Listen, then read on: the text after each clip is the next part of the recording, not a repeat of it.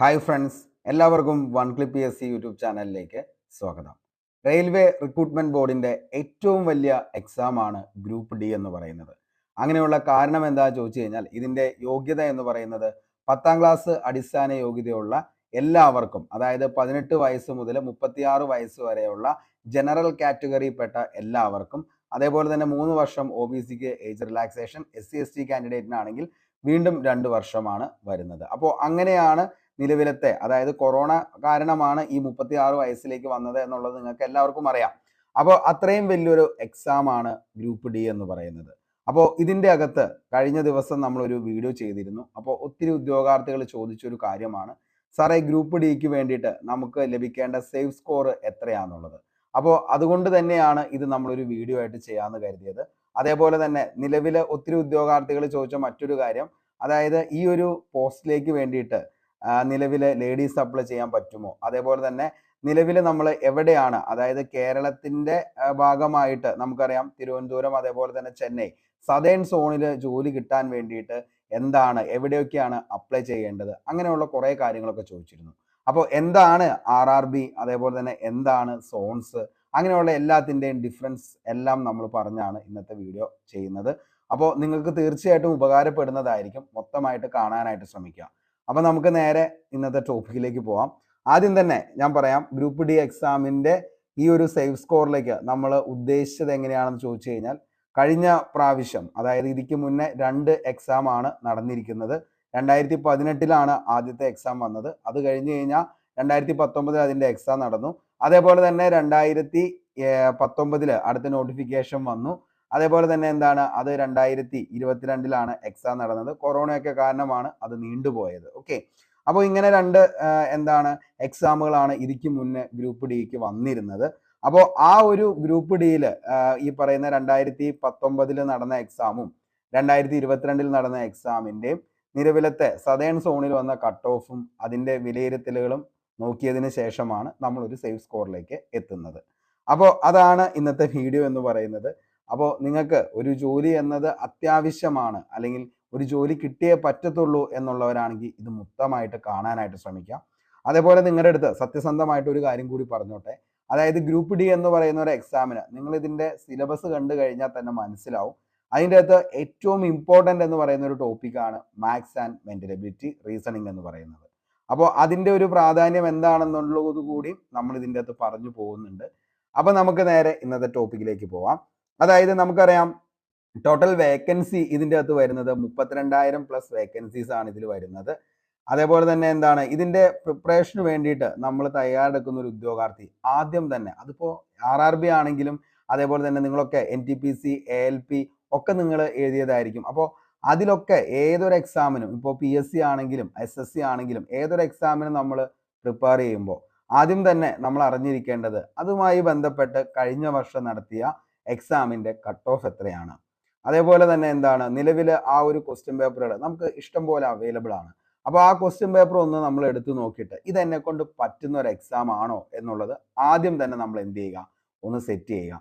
അതിനുശേഷം ഇതിന് എത്ര മാർക്ക് വാങ്ങിക്കഴിഞ്ഞാൽ ഞാൻ ഇതിൻ്റെ അകത്ത് വലിയ കുഴപ്പമില്ലാത്ത, അല്ലെങ്കിൽ നിലവിൽ എനിക്ക് ഒരു ജോലി കിട്ടാവുന്ന ഉള്ള ഒരു ലിസ്റ്റിലേക്ക്, അതായത് ഇപ്പോൾ നമ്മൾ ഉദ്ദേശിക്കുന്നത് എന്താണെന്ന് വെച്ചാൽ റിസർവേഷൻ ഒന്നും ഇല്ല, ജനറൽ കാറ്റഗറിക്ക് എത്ര മാർക്ക് എന്നുള്ള ലെവലിലാണ് നമ്മൾ ഈ ഒരു സേഫ് മാർക്ക് പറയുന്നത്.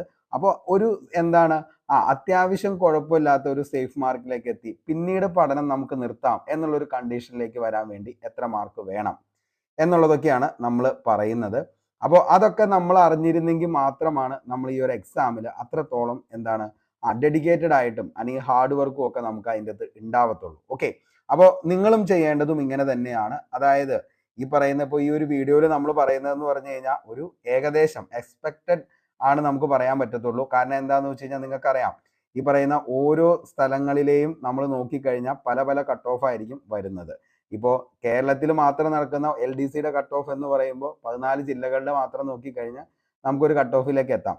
അതേപോലെ അതിനേക്കാൾ ഡിഫറെൻ്റ് ആണ് ഈ പറയുന്ന RRB എന്ന് പറയുമ്പോൾ. അപ്പോൾ ഏകദേശം 17 സോണും അതിൻ്റെ അകത്ത് വരുന്ന കട്ട് ഓഫും അതേപോലെ തന്നെ അതിൻ്റെ റിസർവേഷൻ കാര്യങ്ങൾ, കോമ്പറ്റീഷൻ എല്ലാം നോക്കിയതിന് ശേഷം നോർമലൈസേഷൻ കഴിഞ്ഞുള്ള ഒരു കട്ട് ഓഫ് ആണ് നമുക്ക് ഇതിൻ്റെ അകത്ത് വരുന്നത്. ഓക്കെ, അപ്പോൾ എന്തായാലും നമുക്ക് ഇതിന്റെ ബാക്കി കാര്യങ്ങളിലേക്ക് നോക്കാം. ആദ്യം തന്നെ നിങ്ങൾക്ക് നോക്കേണ്ട എന്താണെന്ന് ചോദിച്ചു കഴിഞ്ഞാൽ ഇതിന്റെ സിലബസ് ആണ് ആദ്യം വ്യക്തമായിട്ട് നമ്മൾ അറിഞ്ഞിരിക്കേണ്ടത്. ഓക്കെ, സിലബസ് നോക്കിക്കഴിഞ്ഞാൽ നിങ്ങൾക്ക് മനസ്സിലാവും. ജനറൽ ഇന്റലിജൻസ് ആൻഡ് റീസണിങ് ആണ് ഇതിൻ്റെ അകത്ത് മെയിൻ ആയിട്ട് എന്താണ് 30 മാർക്ക് എന്ന് പറയുന്ന ആ ഒരു കാറ്റഗറിയിൽ വരുന്നത്. 30 മാർക്കാണ് ഈ ഒരു കാറ്റഗറിയിൽ നിങ്ങൾക്ക് വരുന്നത്.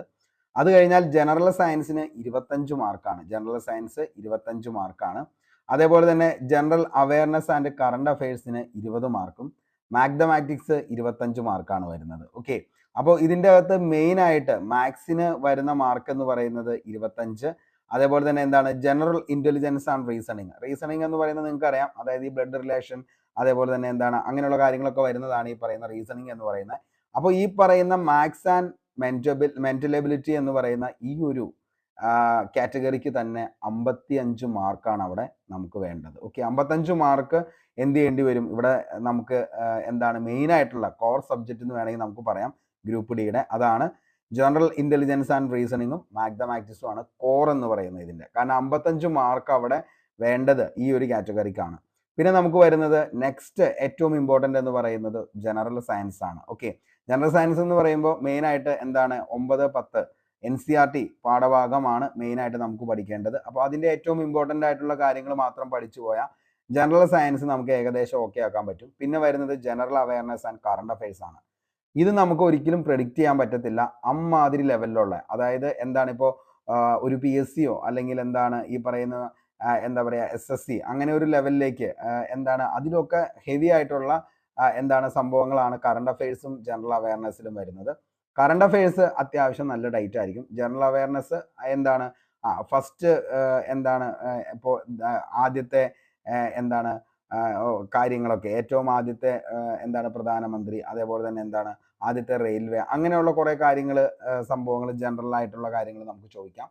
കറണ്ട് അഫയേഴ്സിൽ റീസെൻ്റ്ലി ഇപ്പൊ നടന്ന കാര്യങ്ങൾ വരെയും അതിൻ്റെ അകത്ത് വരുന്നതായിരിക്കും. ഓക്കെ, അപ്പോൾ ഒരു 1 മന്തിന് എന്താണ് മുന്നേ ഉള്ള എല്ലാ കാര്യങ്ങളും അവിടെ നമുക്ക് കറണ്ട് അഫയേഴ്സിൽ പഠിക്കേണ്ടതായിട്ട് വരും. ഓക്കെ, അങ്ങനെ മൊത്തം ടോട്ടൽ 100 മാർക്കാണ് നമുക്ക് ഇവിടെ സ്കോർ ചെയ്യേണ്ടത്. ഓക്കെ, അപ്പോൾ ഏകദേശം ഒരു ധാരണ ഉണ്ടാവാൻ വേണ്ടിയിട്ടാണ് ഞാൻ നിങ്ങളുടെ അടുത്ത് ഇതിനെക്കുറിച്ച് ഒന്ന് പറഞ്ഞത്. ഓക്കെ, ഇനി നമുക്ക് അടുത്തൊരു കാര്യം നിങ്ങൾക്ക് അറിഞ്ഞിരിക്കേണ്ടത് എന്താണെന്ന് ചോദിച്ചു കഴിഞ്ഞാൽ നമ്മൾ അപ്ലൈ ചെയ്യുന്ന നിലവിലത്തെ ഏത് സോണാണ് എന്നുള്ളത്. അപ്പോൾ നമ്മൾ മിക്കപ്പോഴും എല്ലാവരും തന്നെ ചെയ്യാനായിട്ട് പോകുന്നത് ഈ പറയുന്ന സദേൺ സോണിലായിരിക്കും നമ്മൾ എല്ലാവരും അപ്ലൈ ചെയ്യുന്നത്. ഓക്കെ, അപ്പോൾ സദേൺ സോണായിട്ടുള്ള ഇത്രയും ഭാഗത്താണ് നമ്മൾ എന്ത് ചെയ്യുന്നത് നിലവിൽ നമ്മുടെ. കാരണം എന്നാന്ന് വെച്ച് കഴിഞ്ഞാൽ ഏകദേശം എന്താണ് അടുത്ത്, അതായത് സൗത്ത് ഇന്ത്യയിൽ തന്നെ നമുക്ക് ജോലി കിട്ടാം എന്നുള്ളൊരു ഇത് വേണമെങ്കിൽ ഇത്രയും ഈ 5 RRBകളിലാണ് നമ്മൾ, അതായത് ഇത്രയും 5 RRBകളിൽ നമ്മൾ എന്ത് ചെയ്യുന്നത് ആപ്ലിക്കന്റ് വച്ചെങ്കിൽ മാത്രമാണ് ഈ പറയുന്ന നമുക്ക് സദേൺ റെയിൽവേയുടെ കീഴിൽ നമുക്ക് ജോലി ചെയ്യാനായിട്ട് പറ്റത്തുള്ളൂ. അപ്പൊ നമുക്ക് നിലവിൽ മുംബൈ ഉണ്ട്, സെക്കന്ദരാബാദ് ഉണ്ട്, ചെന്നൈ ഉണ്ട്, ബാംഗ്ലൂർ ഉണ്ട്, ട്രിവാൻഡ്രം ഉണ്ട്. ഓക്കെ, അങ്ങനെ ഈ 5 RRBകളിലാണ് നമുക്ക് നിലവിൽ എന്ത് ചെയ്യേണ്ടത് ആപ്ലിക്കേഷൻ നമ്മൾ വയ്ക്കേണ്ടത്. ഓക്കെ, അതായത് സദേൺ റീജിയനിൽ നമുക്ക് ഉണ്ട്. ഇനിയിപ്പോൾ നിങ്ങൾക്ക് പ്രശ്നമൊന്നും ഇല്ലെങ്കിൽ ഇങ്ങോട്ടേക്കൊക്കെ നിങ്ങൾക്ക് പോവാട്ടോ, എവിടെ വേണമെങ്കിലും വയ്ക്കാം, വേറെ പ്രശ്നങ്ങളൊന്നുമില്ല. പക്ഷേ സദേൺ റെയിൽവേയുടെ കീഴിൽ നിങ്ങൾ വർക്ക് ചെയ്യണമെന്നുണ്ടെങ്കിൽ ഈ പറയുന്ന മുംബൈ, സെക്കന്ദരാബാദ്, ചെന്നൈ, ബാംഗ്ലൂർ, ട്രിവാൻഡ്രം ഇവിടെയാണ് നിലവിൽ എന്ത് ചെയ്യേണ്ടത് വയ്ക്കേണ്ടത്. ഓക്കെ, പിന്നെ ഇനി ഏത് സോൺ എന്ന് ചോദിച്ചു കഴിഞ്ഞാൽ നിങ്ങൾക്കറിയാം. അതായത് ഇവിടെ വരുന്ന സോണുകളാണ് നിലവിൽ ഏതൊക്കെ വരുന്നത്. അതായത് നമുക്ക് സദേൺ സോൺ, ഇവിടെ 7ാമത്തെ സദേൺ സോൺ ആണ്. അതേപോലെ തന്നെ എന്താണ് പിന്നെ വരുന്നതാണ് south eastern, south central, south western. ഇത്രയും സോണുകളാണ് ഇവിടെ വരുന്നത്. ഓക്കെ, അപ്പോൾ ഇത് എന്താണ് ഇതിന്റെ ഡിഫറൻസ് എന്ന് ചോദിച്ചു കഴിഞ്ഞാൽ നിലവിൽ ഈ പറയുന്ന RRB എന്ന് പറയുന്നതാണ് ഈ സോണിലേക്ക് വേണ്ടിയിട്ട് റിക്രൂട്ട്മെന്റ് നടത്തുന്ന ഏജൻസികളെയാണ് നമ്മൾ RRB എന്ന് പറയുന്നത്. ഓക്കെ, അതായത് ഈ മുംബൈ, സെക്കന്ദരാബാദ്, ബാംഗ്ലൂർ, ചെന്നൈ, ട്രിവാൻഡ്രം ഇവരാണ് നമുക്ക് വേണ്ടിയിട്ട് എന്ത് ചെയ്യുന്നത് എക്സാം നടക്കുന്ന ഏജൻസികളാണ് ഈ പറയുന്ന RRB എന്ന് പറയുന്നത്. ഓക്കെ, അപ്പോൾ ഇവർ നടത്തുന്ന എക്സാം ആണ് നമുക്ക് ഇവിടെ വരുന്നത്. ഓക്കെ, അപ്പോൾ അതായത് സദേൺ റെയിൽവേസിൽ നമുക്ക് ജോലി കിട്ടണമെങ്കിൽ ഈ പറയുന്ന എന്താണ് RRBകളിൽ നമ്മൾ അപ്ലൈ ചെയ്തെങ്കിൽ മാത്രമാണ് നമുക്ക്, അല്ല ഈ സോണിൽ അപ്ലൈ ചെയ്തെങ്കിൽ മാത്രമാണ് ഈ പറയുന്ന സംഭവങ്ങൾ നമുക്ക് എന്ത് ചെയ്യത്തുള്ളൂ നിലവിൽ കിട്ടത്തുള്ളൂ എന്നുള്ള കാര്യം നിങ്ങളൊന്ന് മനസ്സിലാക്കുക. അത് പറഞ്ഞ കാര്യം എന്താണെന്ന് വെച്ച് കഴിഞ്ഞാൽ നിലവിൽ എന്താണ് ഈ പറയുന്ന പല സോണുകളിലെയും കട്ട് ഓഫ് എന്ന് പറയുന്നത് പല കട്ട് ഓഫ് ആയിരിക്കും. ഓക്കെ, അപ്പോൾ നിലവിലെ ഈ പറയുന്ന സോണുകളിലെ കട്ട് ഓഫിന്റെ അടിസ്ഥാനത്തിലാണ് നമ്മൾ 2024 നിങ്ങൾക്ക് ഈ പറയുന്ന 2025 വരുന്ന എക്സാമിന് നിങ്ങൾക്ക് എത്ര കട്ട് ഓഫ് വരും എന്നുള്ളതിൻ്റെ ഒരു പ്രഡിക്ഷൻ, അതായത് എക്സ്പെക്റ്റഡ് ആണ്. ഒരിക്കലും ഇങ്ങനെ തന്നെ വരുമെന്നൊന്നുമില്ല. ഇനി താഴെ കമന്റ് ബോക്സിൽ നിങ്ങൾ പറയാണ് സാർ അങ്ങനെ പറഞ്ഞു അതുകൊണ്ട് അതേപോലെ വന്നില്ലോ എന്നൊന്നും പറയരുത് ഒരിക്കലും. ഏകദേശം നമുക്ക് എന്താണ് സേഫ് സോൺ ആകാവുന്ന ഒരു കട്ട് ഓഫ് എത്രയാണ് എന്നുള്ളതാണ് നമ്മൾ പറയാനായിട്ട് പോകുന്നത്. ഓക്കെ, അപ്പോൾ അതിന് വേണ്ടിയിട്ട് നമുക്ക് നോക്കാം. അതായത് നിങ്ങൾക്കറിയാം നിലവിൽ എന്താണ് ഈ പറയുന്ന സദേൺ സോണിൽ ഈ പറയുന്ന ഇത്രയും ഭാഗത്താണ് നമുക്ക് വരുന്നത്. അപ്പോൾ അതിന്റെ സേഫ് സ്കോർ ആണ് ഇനി നമുക്ക് നോക്കിക്കഴിഞ്ഞാൽ RRB നിലവിൽ ബാംഗ്ലൂര്, ചെന്നൈ, മുംബൈ, അതേപോലെ തന്നെ സെക്കന്ദരാബാദ്, ട്രിവാൻഡ്രം, ഈ നമ്മൾ പറഞ്ഞു ഇത്രയും എന്താണ് സ്ഥലങ്ങളിലാണ് നിലവിൽ ഈ RRBകളിലാണ് നിലവിൽ എക്സാംസ് വന്നത്. അപ്പോൾ ആ എക്സാംസിന്റെ നമ്മൾ കട്ട് ഓഫ് നമ്മൾ നോക്കുകയാണെങ്കിൽ മനസ്സിലാവും. ബാംഗ്ലൂര് 66.32 ആണ് ബാംഗ്ലൂരിന്റെ കട്ട് ഓഫ് എന്ന് പറയുന്നത്. ചെന്നൈ ആണെങ്കിൽ 60.95, മുംബൈയിൽ 64.10. ഇനി സെൻട്രൽ വെസ്റ്റേൺ ആണെങ്കിൽ 9345 ആണ്. സെക്കന്ദരാബാദ് എത്രയാ ചോദിച്ചു കഴിഞ്ഞാൽ 57.38 ആണ് അവിടെ വരുന്നത്. അതിന്റെ കട്ട് ഓഫ് നിലവിലെ നിയമനം എന്ന് പറയുന്നത് ലിസ്റ്റിൽ വന്നത് 9328 ആണ്. ഓക്കെ, ഇത് എപ്പോഴത്തെയാണെന്ന് ചോദിച്ചാൽ 2019 കേട്ടോ നമ്മുടെ ഈ ഒരു കട്ട് ഓഫ് എന്ന് പറയുന്നത്. ഓക്കെ, അപ്പൊ 2019 എന്താണ് നിലവിൽ വരുന്നത് എന്താണ് ഈ ഒരു കട്ട് ഓഫ് ആണ് വരുന്നത്.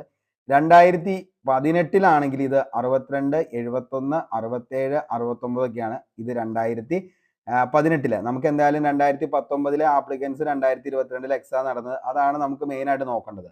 അപ്പോഴും ഈ പറയുന്ന ബാംഗ്ലൂര്, ചെന്നൈ, അതേപോലെ തന്നെ മുംബൈ, അതേപോലെ തന്നെ സെക്കന്ദരാബാദ് ഒക്കെ 57, 56, 60. ഏറ്റവും കൂടുതൽ വരുന്നത് ചണ്ഡീഗഡ് ആണ്. അത് ഏകദേശം 70 മാർക്കാണ് അവിടെ കട്ട് ഓഫ് വന്നത്. ബാക്കിയെല്ലാം ഏകദേശം ഈ പറയുന്ന ലെവലിൽ തന്നെയാണ് കട്ട് ഓഫുകൾ പോയേക്കണത്. ഓക്കെ, അപ്പോൾ നമുക്ക് നിലവിൽ ഇനി എന്താണെന്ന് ചോദിച്ചു കഴിഞ്ഞാൽ നിലവിൽ നമുക്ക് എവിടെയാണ് ഈ പറയുന്ന ട്രിവാൻഡ്രം കിട്ടണമെങ്കിൽ, അതായത് നിങ്ങൾ നോക്കിക്കഴിഞ്ഞാൽ മനസ്സിലാവും തിരുവനന്തപുരത്ത് മാത്രം എന്തില്ല, നിലവിൽ ഈ ഒരു RRBയിൽ മാത്രം എക്സാം ഒന്നും നടത്തിയിട്ടില്ല. അപ്പൊ നമ്മൾ ചെന്നൈയിൽ അപ്ലൈ ചെയ്ത് കഴിഞ്ഞാൽ ഉറപ്പായിട്ട് നമുക്ക് എവിടെ കിട്ടും, ട്രിവാൻഡ്രത്ത് നമുക്ക് ജോലി കിട്ടുന്നതായിരിക്കും. ഓക്കെ, അപ്പോൾ എന്താണ് ചെന്നൈ എന്ന് പറയുന്ന ഒരു RRBയിൽ നമ്മൾ നിലവിൽ എന്ത് ചെയ്യാണ് അപ്ലൈ ചെയ്ത് കഴിഞ്ഞാൽ നമുക്ക് ഈ പറയുന്ന എന്ത് കിട്ടും, നമ്മുടെ ഈ പറയുന്ന ട്രിവാൻഡ്രത്ത് നമുക്ക് ആപ്ലിക്കൻസ്, അതായത് തിരുവനന്തപുരത്ത് നമുക്ക് സദേൺ റെയിൽവേയുടെ കീഴിൽ നമുക്ക് ജോലി കിട്ടുന്നതായിരിക്കും. ഓക്കെ, ഇനി നമുക്ക് നോക്കിക്കഴിഞ്ഞാൽ മറ്റൊരു കാര്യം കൂടി മനസ്സിലാവും. അതായത് 2018 ടോട്ടൽ വേക്കൻസീസ് അല്ലെങ്കിൽ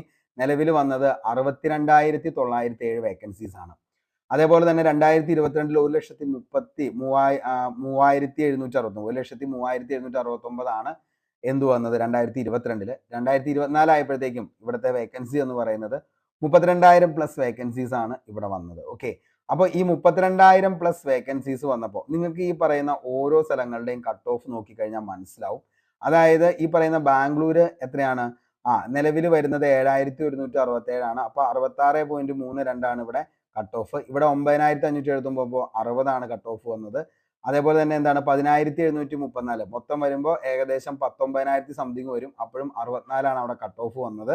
ഇനി ഇവിടെ നോക്കിക്കഴിഞ്ഞാൽ 9,328 ഇവിടെ കട്ട് ഓഫ് വന്ന് 57.38 ആണ് ഇവിടെ കട്ട് ഓഫ് വന്നത്. ഓക്കെ, അപ്പോൾ ഓരോ സ്ഥലങ്ങളിലും അവിടുത്തെ വേക്കൻസീസ് അനുസരിച്ചാണ് അവിടെ എന്ത് വരുന്നത്, കട്ട് ഓഫിന്റെ മാനദണ്ഡം അവിടെ വരുന്നത്. ഓക്കെ, അപ്പോൾ എന്താണ് നിലവിൽ എന്താണ് ഇവിടെ ഈ പറയുന്ന പോലെ ആപ്ലിക്കൻസും അതേപോലെ തന്നെ എന്താണ് നിലവിൽ ആളുകൾ കുറഞ്ഞാൽ അവിടെ കട്ട് ഓഫ് കൂടും.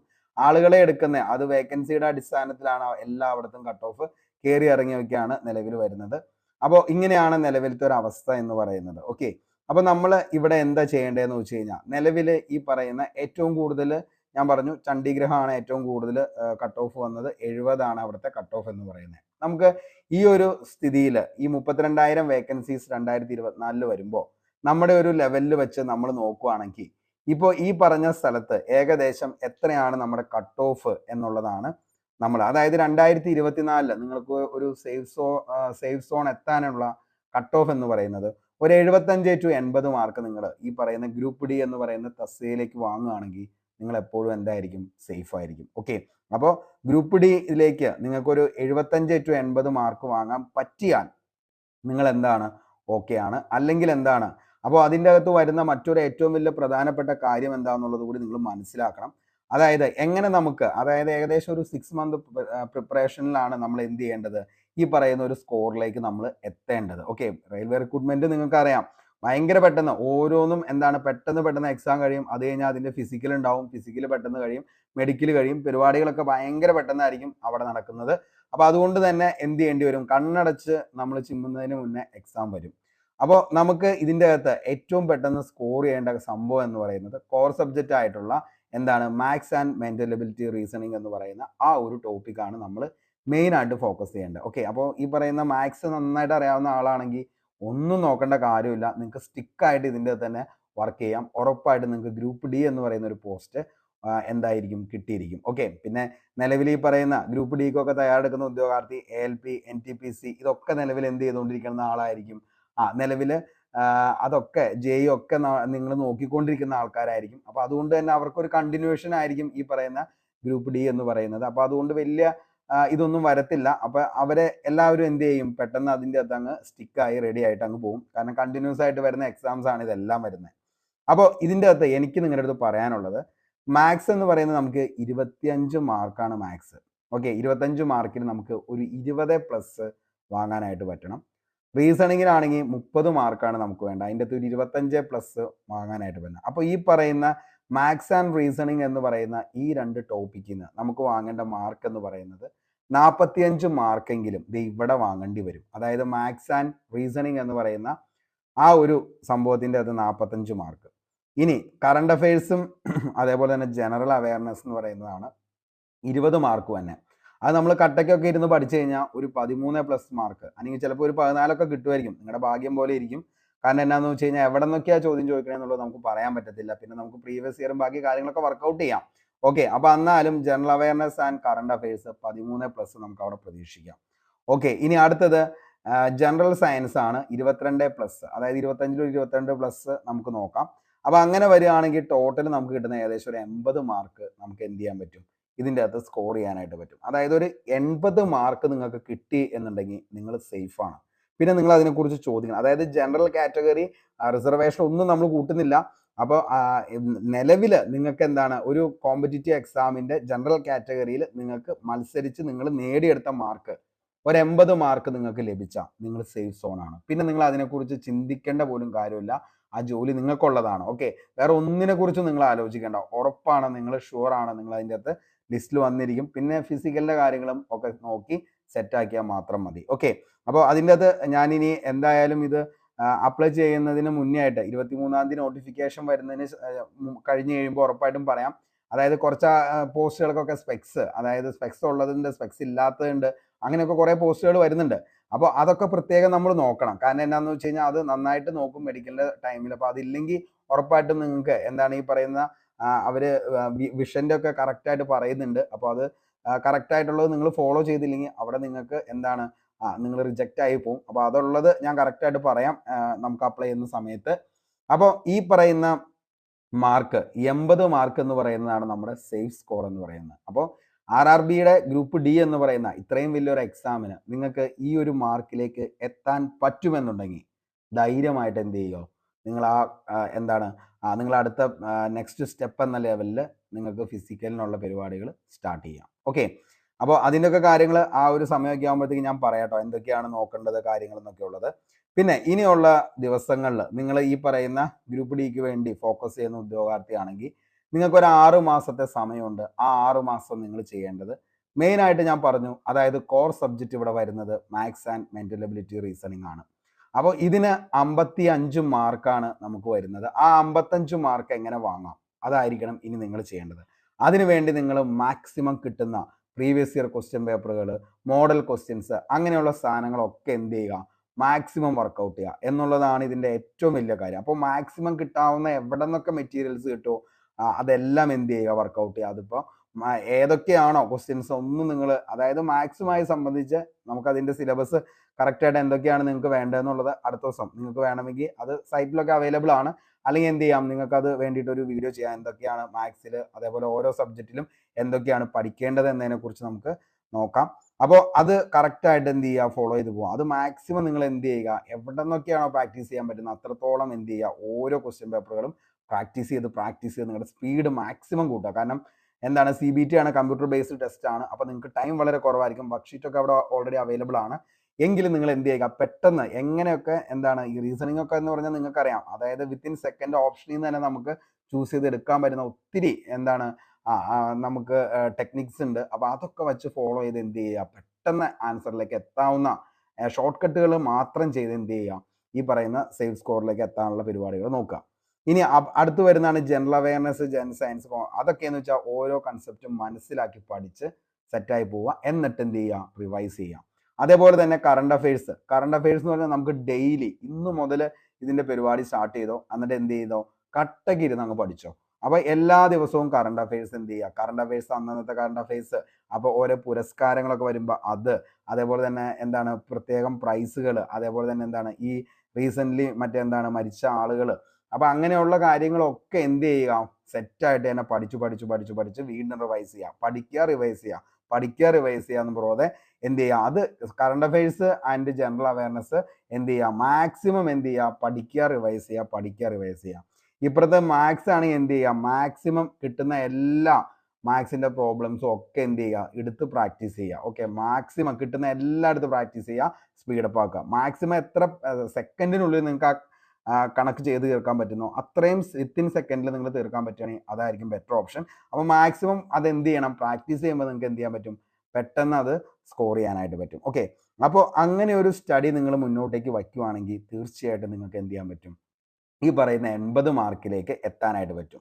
ചിലപ്പോൾ ഈ 70 മാർക്ക്, ചിലപ്പോൾ ഈ പറയുന്ന ഞാൻ ഉദ്ദേശിച്ചത് എന്നാന്ന് വെച്ച് കഴിഞ്ഞാൽ ചിലപ്പോൾ എന്താണ് ഈ 65, 60 ഇപ്പൊ നമുക്ക് നിലവിൽ നോക്കിക്കഴിഞ്ഞാൽ 66, 60, 64, 57 അങ്ങനെയൊക്കെയാണ് നിലവിൽ വന്നേക്കുന്നത്. സദേൺ സോൺ എടുത്ത് നോക്കിക്കഴിഞ്ഞാൽ അതേപോലെ നിങ്ങൾ നോക്കിക്കഴിഞ്ഞാൽ അറിയാം, ബാംഗ്ലൂർ, അതേപോലെ മുംബൈ, ചെന്നൈ, സെക്കന്ദരാബാദ് ഇവിടെ സ്ഥലങ്ങളിൽ വന്നു കഴിയുമ്പോൾ എന്താണ് ഈ പറയുന്ന എന്താണ് 66, 60, 64ഒക്കെയാണ് വന്നേക്കുന്നത്. നമ്മളപ്പോ എന്താണ് ഒരു 80 മാർക്കെങ്കിലും കണക്ക് കൂട്ടി, അതായത് 2022 അത്. അപ്പൊ 2024 വരുമ്പോ എന്താണ് വീണ്ടും ഒത്തിരി ആൾക്കാരൊക്കെ എഴുതും. അപ്പൊ അതുകൊണ്ടാണ് ഈ പറഞ്ഞത് 80 മാർക്കൊക്കെ കിട്ടുകയാണെങ്കിൽ പിന്നെ നമുക്ക് പേടിക്കേണ്ട കാര്യമില്ല. ഓക്കെ, പക്ഷെ ഒരു 70, 75 മാർക്കിനൊക്കെ മുകളിലേക്ക് വരുന്നവരൊക്കെ സേഫ് ആണ്. പക്ഷെ എന്നാലും എന്തെങ്കിലും ഒരു പ്രശ്നങ്ങൾ വന്നാൽ മാത്രം നമുക്ക് എന്താണ്, നമുക്ക് അപ്പോഴും കോൺഫിഡന്റ് ആയിട്ട് എനിക്ക് ജോലി കിട്ടും, സെറ്റാണ് എന്ന് പറഞ്ഞ് ഇരിക്കാൻ പാകത്തിനുള്ള ഒരു മാർക്കാണ് ഞാൻ ഈ പറഞ്ഞ 80. പക്ഷെ അത്രയൊന്നും കട്ട് ഓഫ് കയറി വരില്ല. എന്തായാലും ഈ പറയുന്ന ഒരു എന്താണ് 65 അങ്ങനെയൊക്കെ ഒരു ലെവലില് 70ഒക്കെ നമുക്ക് പ്രതീക്ഷിക്കാം, 70, 71 ഒക്കെ നോക്കാം.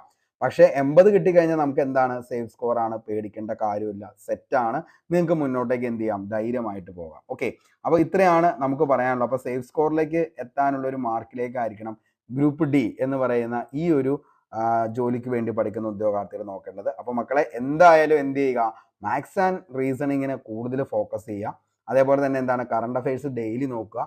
General science concept based NCERT തന്നെ ഫോളോ ചെയ്ത് എന്ത് ചെയ്യുക, സാധനം അലക്കി വിടുക. ഓക്കെ, അപ്പോൾ അത്രയാണ് ചെയ്യാനുള്ളൂ നിങ്ങൾക്ക്. അപ്പോൾ ഇത്രയും ഏകദേശം കാര്യങ്ങൾ നിങ്ങൾക്ക് മനസ്സിലായി എന്ന് കരുതുന്നു. ഇതിപ്പോൾ നമ്മൾ കഴിഞ്ഞ എക്സാമിനെയും കൂടി നമ്മൾ ഉദ്ദേശിച്ചാണ് സംഭവം എന്ത് ചെയ്യുന്നത്, ഈ ഒരു കട്ട് ഓഫ്, അതായത് ഒരു സേഫ് സ്കോർ എത്രയാണെന്നുള്ളത് പറഞ്ഞത്. അപ്പോൾ ഇതിൻ്റെ അകത്ത് ഞാൻ പറഞ്ഞില്ലേ, നമുക്ക് എപ്പോഴും പ്രതീക്ഷിച്ച് നമുക്ക് പിന്നെ ഒന്നും വേണ്ട എന്ന് പറയുന്ന ഒരു സ്കോറാണ് ഈ പറഞ്ഞത്. അപ്പോൾ ബാക്കിയൊക്കെ നിങ്ങൾ എന്ത് ചെയ്യുക, നോക്കുക, സെറ്റാക്കുക. അപ്പോൾ ഇത്രയും കാര്യങ്ങളൊക്കെയാണ് പറയാനുള്ളൂ. നിങ്ങൾക്ക് മനസ്സിലായി എന്ന് കരുതുന്നു. അപ്പോൾ എന്തെങ്കിലും ഡൗട്ട്സ് ഒക്കെ ഉണ്ടെങ്കിൽ താഴെ കമന്റ് ബോക്സിൽ നിങ്ങൾ രേഖപ്പെടുത്തുക. അതേപോലെ നമ്മുടെ നിലവിൽ എന്ത് ചെയ്യുക, ടെലഗ്രാം ചാനലിൽ കൂടി ഒന്ന് ജോയിൻ ചെയ്യുക. അപ്പോൾ ഇനി അടുത്തൊരു വീഡിയോ എന്ന് പറയുന്നത് നമുക്ക് ഒരു സ്റ്റഡി പ്ലാൻ ആണ്. അതായത് 6 മന്ത് ഡ്യൂറേഷന് നിങ്ങൾക്ക് ഇതിലേക്ക് വേണ്ടിയിട്ട് എന്തൊക്കെ കാര്യങ്ങളാണ് പഠിക്കേണ്ടത് എന്നുള്ളതിനെക്കുറിച്ചും അതിൻ്റെ വ്യക്തമായിട്ടൊരു സ്റ്റഡി പ്ലാൻ നിങ്ങൾക്ക് ക്രിയേറ്റ് ചെയ്ത് തരാം. അതനുസരിച്ച് നിങ്ങൾ പഠിച്ചു പോവുകയാണെങ്കിൽ തീർച്ചയായിട്ടും നിങ്ങൾക്ക് റാങ്ക് ലിസ്റ്റിലേക്ക് വരാനായിട്ട് പറ്റും. അപ്പോൾ വളരെ കുറച്ച് സമയങ്ങളുള്ളൂ. അപ്പോൾ എന്താണ്, നന്നായിട്ട് പഠിച്ചു കഴിഞ്ഞ് കഴിഞ്ഞാൽ ഒരു പ്രശ്നമില്ല, സെറ്റാണ് ഈ ഒരു ജോലി എന്ന് പറയുന്നത്. ആൾക്കാരൊക്കെ പറയും ഭയങ്കര ടഫൊക്കെയാണ്, കുറച്ച് പാടുണ്ട്. പക്ഷെ എന്താണ്, ജോലി കിട്ടിക്കഴിഞ്ഞ് നമുക്ക് അതിൻ്റെ സാലറി വരുമ്പോൾ ആ ഒരു വിഷമം നമുക്ക് അവിടെ വരത്തില്ല. കാരണം ഏകദേശം നമുക്ക് എന്താണ് ഈ പറയുന്ന ഒരു 10-30,000 പ്ലസ് എന്താണ് സാലറി സ്കെയിലാണ് നമ്മുടെ വരുന്നത്. അപ്പോൾ അതുകൊണ്ട് തന്നെ ആ ഒരു എന്താണ് ജോലിയിലുള്ള പ്രയാസങ്ങൾ, സാലറി അക്കൗണ്ടിലേക്ക് ക്രെഡിറ്റ് ആയി എന്ന് പറഞ്ഞ് മെസ്സേജ് വരുമ്പോൾ തന്നെ അതിൻ്റെ ആ ഒരു വിഷമം നമുക്ക് മാറിക്കോളും. ഓക്കെ, അപ്പോൾ ഗ്രൂപ്പ് ഡി എന്ന് പറയുന്നത് അങ്ങനെ മോശമൊന്നുമല്ല. ഒത്തിരി എന്താണ് നമുക്ക് ഇതിൻ്റെ അലവൻസ്, കാര്യങ്ങൾ, ബെനിഫിറ്റ്സ് ഒക്കെ ഉണ്ട് ഗ്രൂപ്പ് ഡി എന്ന് പറയുന്ന ജോലിക്ക്. അപ്പോൾ അതുകൊണ്ട് എന്താണ് നിലവിൽ അങ്ങനെ കൂടുതലൊന്നും ചിന്തിക്കുകയൊന്നും വേണ്ട. ജോലി എന്ന് പറയുന്നത് തന്നെയാണ് ഏറ്റവും ഇമ്പോർട്ടൻ്റ്. ഓക്കെ, അപ്പോൾ എല്ലാവരും നന്നായിട്ട് പഠിക്കുക. എല്ലാവർക്കും നന്നായിട്ട് പഠിക്കാനായിട്ട് പറ്റട്ടെ എന്ന് സർവേശ്വരനോട് ആത്മാർത്ഥമായി പ്രാർത്ഥിച്ച് ഇന്നത്തെ ഈ വീഡിയോ ഇവിടെ വൈൻഡപ്പ് ചെയ്യാണ്. Signing off, Arun Kombanadan. Thank you.